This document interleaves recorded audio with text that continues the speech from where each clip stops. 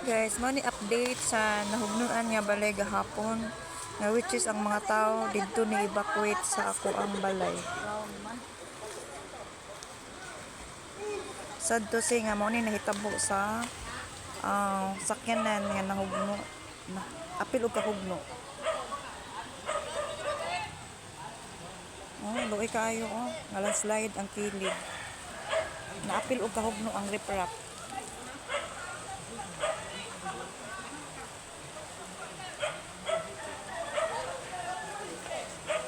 Ang mga tao enjoy kayo og pangaligo sa sapa. Ang kaning diri nga part, kaning nahugnoan diri guys. Kaning nahugnoan diri nga side, kaning diri nga side. Nani mga balay diri kani. Nani mga balay diri. Ana dira kana nga side ngadto na siya mga balay. Ang tag-iyaan ng mga balay nga nahugnuan aning pika side sa kalsada which is ang kaning kalsada bilong ni siya sa subdivision nga which is naa sa kun nagpuyo. And then ang kaning mga balay dira nga nahugno, ang mga homeowner dira or ang mga resident diha didto ni taon sa ako ang balay. Nya mo to ang akong balay nga nag-standing position na lang sila kay dili masulod kay piting daghana. Daghan kayo na muyo diri sa sapa guys. Gikan didto sa unahan dito sa unahan. Hantod diri mga balay-balay diri mga balay-balay ana. So ang mga tag-iya aning mga balay diri didto ni taon sa ako ang balay. Mo ni nahitabo karon. Mura siya na landslide na. Ang pikas nga kalsada, pikas lane sa kalsada, nahugno siya. Parang nita ana kana siya. Ang kana siya nga dira, ang kani nga portion diha. Kana diha ang portion. Mao na siya diha ang pikas nga lane sa kalsada nga mao na siya na nahugno diri padung aring sapa. Nga which is ang kani nga kilid ini nga sapa na ani mga balay-balay. Ani mga balay-balay di ba? Luoy kaayo guys. Tana. So, kani diri mao na siya diri ang kuan kani diba? Luoy kaayo guys. So ang kaning mga tag-iya aning mga balay diri atong the other nights didto sila ni town mga 4:30 in the morning didto sila ni town sa balay guys.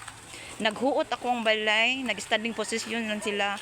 Ang importante makasave ta kinabuhi sa tawo. So mga bata or tigulang atong na-save dito sa balay.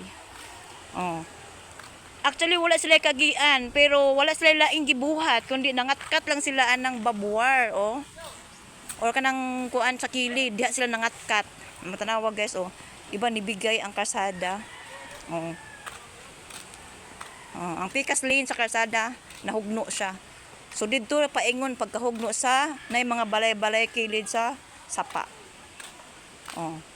So kana dila kanang part sad nga balay dira kana hapit na sana siya makuan nahugno tanawa ning crack na pud siya. So kuyaw sa na di nga part kuyaw. So mo na siya mo ni update karon karon nga ako ang time is nga nagkuha kog video ani is 3:45 in the afternoon mo ni iyang latest update. So di nilang tataman guys. Ang mga tao nga nag-evacuate gikan sa balay akong gipa-transfer dito sa chapel kay dili naman masigo sa balay. Mag-forward lang mi sa ilaha o pagkaon and then the rest ilahang mga sinina. So kung kinsa toy uban nga available nga pwede mo maka-share sa victims, pwede ra anytime ra mo receive ini nga pwede ma-share ninyo. So at least man lang makatabang ta sa mga tao, okay? Salamat ani sa pagtan-aw sa video and then pwede ninyo i-share para ma-notify din sa uban kay luoy kayo ang biktima gyud. Luoy kay daghan sila.